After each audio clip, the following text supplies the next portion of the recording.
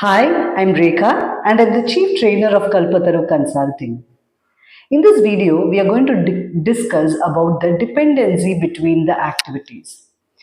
See, with regarding in general how you're going to manage your project as well as with respective to PMP exam, before you come out with the schedule for the project, basically you would have created your scope and then you would have created your work breakdown structure where you're going to break down the scope into smaller components, which we call it as work packages. And from work packages, we will further decompose that into activities. Okay. To give an example, let's say we are going to construct a residential house and that is our project. And this is going to, the scope is going to have a detailed description of the scope.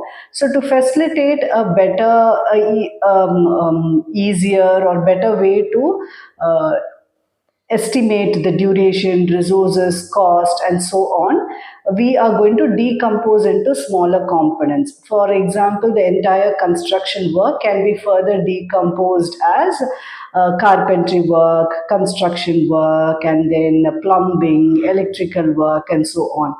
And let's take an example which anyone and everyone can understand, a carpentry. Again, carpentry, this package can be further decomposed as door, window, kitchen cabin, and wardrobe, and so on. So these would be the work packages of work breakdown structure, and we will further decompose each of these work packages into further activities. For example, to make a door, we would further decompose into activities as measure the wood, cut the wood, we have to carve the design. For that, we have to trace the design, fix the fixtures, varnish, paint, all these activities. It would be further decomposed into activities by which we come out with the activity list.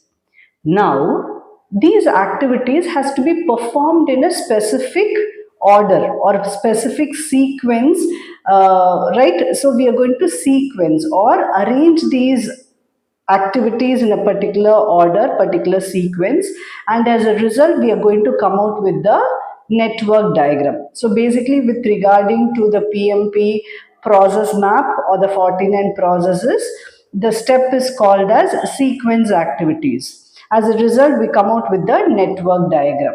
Now, to sequence activities, we have various techniques and tools to use. One of the technique is to understand the dependency between the activities. So there are broadly 4 types of dependencies and there are interconnected dependencies as well. So what are the 4 dependencies? Mandatory dependency, discretionary dependency, internal dependency, external dependency. And in an integrated, we can also say mandatory internal dependency, mandatory external dependency, discretionary internal dependency, discretionary external dependency. What is mandatory dependency? See, without this activity, you cannot do the other activity. That is mandatory dependency, which can also be called as hard logic. To give an example, let's say without fixing the screw, you cannot tighten the screw. Or without painting a white color, you cannot paint, not that example would not be an appropriate one. Okay, let's say without tracing the design, you cannot carve the design. So tracing of the design in the wood to come out with the door, so that and the carving of the design is a mandatory dependency. Without this, you cannot proceed with the carving. Got it? So this is mandatory dependency. One other dependency is without receiving the material from your vendor, you cannot fix the components to create the machine, right? So this is a mandatory dependency, also called as hard logic. I hope you understood what is mandatory dependency. Discretionary dependency. Discretionary dependency is optional. Maybe as a best practice, you can do this step and then take the next step. To take an example, let's say, let's take you are painting a wall. To make the wall color much brighter, you can either say that we will paint white color and then on top of that a brighter color. Okay, so that makes the wall brighter. So this is a discretionary dependence. You can either do it or not do it. Or let's take another example. You're going to create a format or a template, or you're going to create a document. So discretionary is you either you approach your manager, get his inputs, insights, get the approval, and then create the document, or you can directly do the document. So this is optional. This is discretionary dependency, also called as soft logic. I hope you understood what is hard logic and soft logic, mandatory dependency and discretionary dependency. Now, internal dependency. You having or this activity having a dependency within the organization is mandatory dependency. Maybe the compliance department has to provide their approval, or a particular you have a separate unit producing this component, so you need to get that component from the internal unit to assemble the product. Okay, assemble the components to make a product. This is internal dependency. External dependency outside the organization.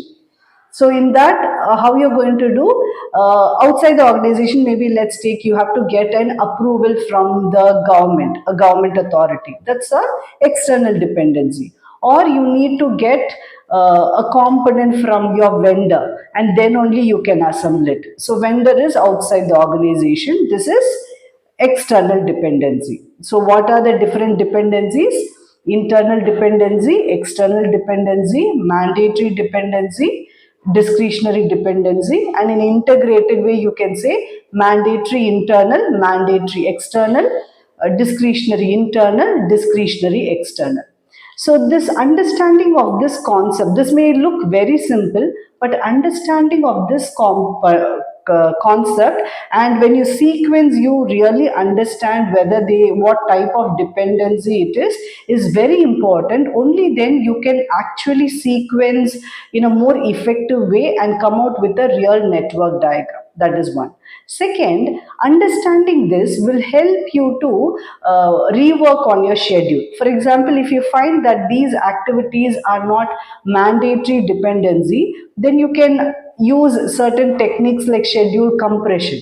I would have created another video. I would post it or share it at the end of the video, where if you want to reduce the schedule, you can use this technique of schedule compression, crashing, and fast tracking. To apply this, you should understand whether there is a mandatory dependency or a discretionary dependency.